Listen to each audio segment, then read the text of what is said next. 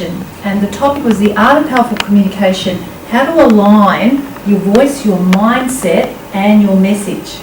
And what I mean by that is the voice is the presence. Hello, here I am. How does the baby come out? And what does it do? It cries. It makes everybody know that it's here, right from the moment it comes into this world. Then we stop doing that, don't we? We have to be silenced, we have to be careful what we say, how we say it. Is it in style? Is it politically correct? There's all these things that begin to condition us. So we end up with a mindset problem. Oh, I don't know if I should say that. I don't know if I should believe that. I don't know. Really vague, and it affects our persona, our character. There's all these behavioural issues simply because the mindset is gone like it's not natural anymore. I'm not allowed to do this. Oh, maybe that's not right. Maybe that's wrong. And then eventually the message just starts to affect the way we speak to people. We're no longer free and natural, or we don't understand people because we're not connecting from our heart. We're speaking from our head too much. Now I'm learning to do that and speak from the heart more. I study the Enneagram. I don't know if you've ever heard of the Enneagram, 9 ego types. So I've done that many ways, and I do profiling on that. But you know, the heart space for me is very important. So I particularly pay attention to that I activate that more, because I'm very much in the action centre.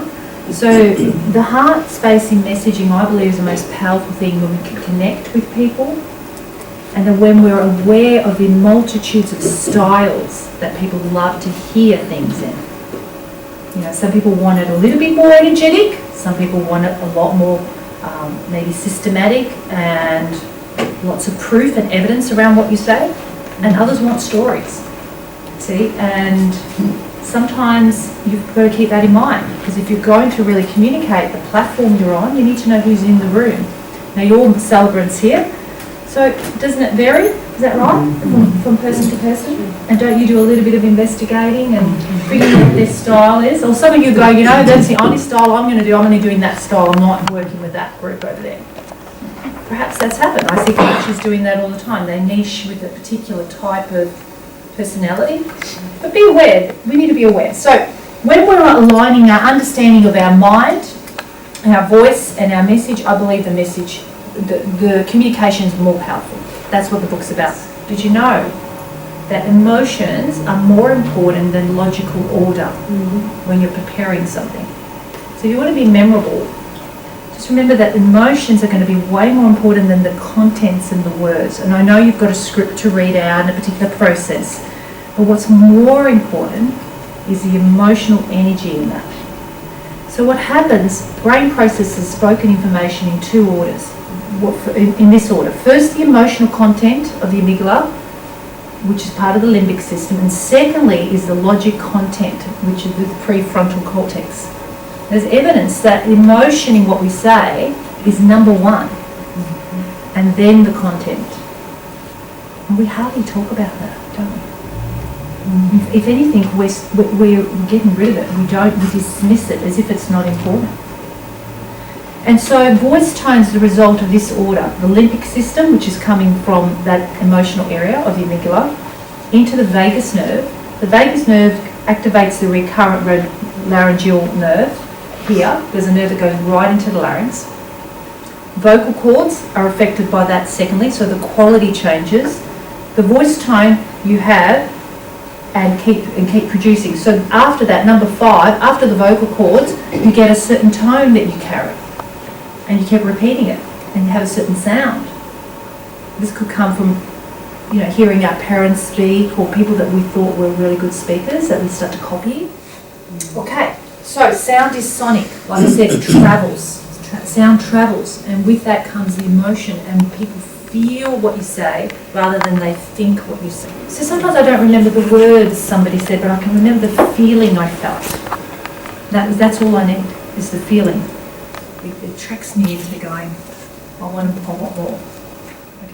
There's 7 elements that I think affect our speaking voice, and it's called prosody, but it's pitch. Pitch is like, being able to move your voice around. Pauses. Pauses are so important.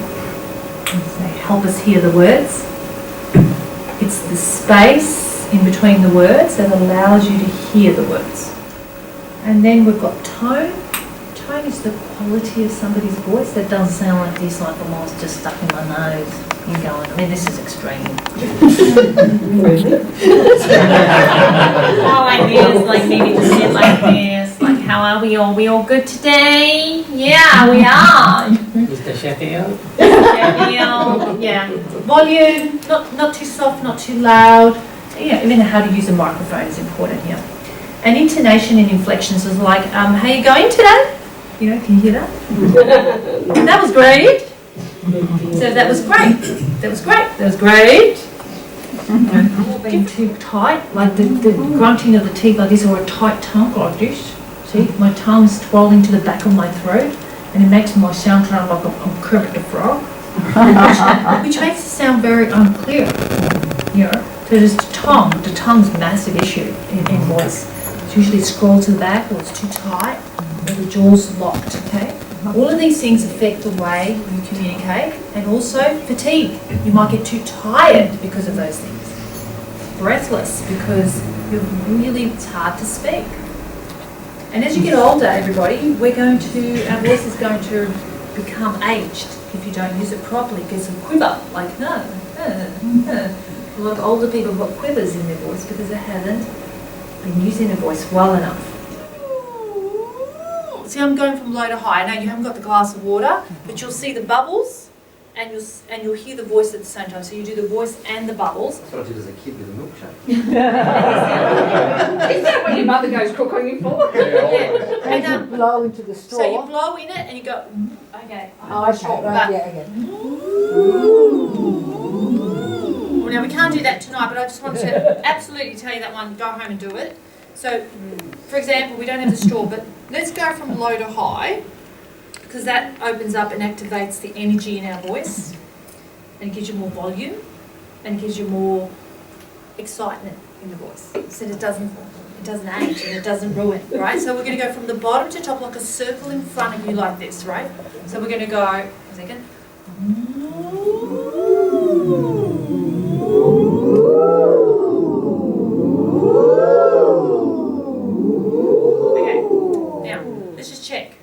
Breath down here low. Put your hand, so your belly button, you expand, right? Mm-hmm. Shoulders don't go up, just belly goes out. Right? If you don't know how to do this, I'm looking and it's okay, so far so good, but you would lie on your back and you put a book on your tummy, on your belly button and lift it. Mm-hmm. Right? That's just another way. So you're going to take a breath. And then we're going to go.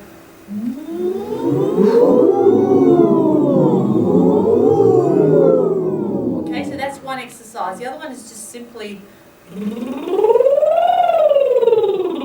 can do that? Let's try it.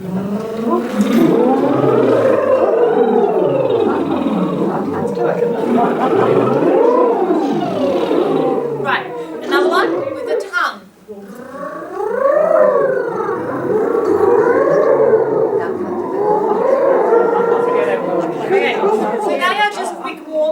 To go from low to high and use the breath at the same time. But the straw, I've got to say, heals all sorts of things like coughs or huskiness, fatigue, because it actually pushes the vocal cords back down and the larynx stabilizes the larynx from, instead of lifting it like this all the time, see, when you're reaching. Like, hello everybody, how are we? You know when you've got a hall?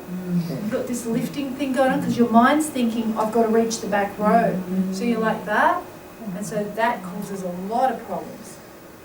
The larynx lifting causes a lot of problems, and it's simply because you're standing and you're trying to reach the back room, or you're just working a little bit harder than you're doing all this.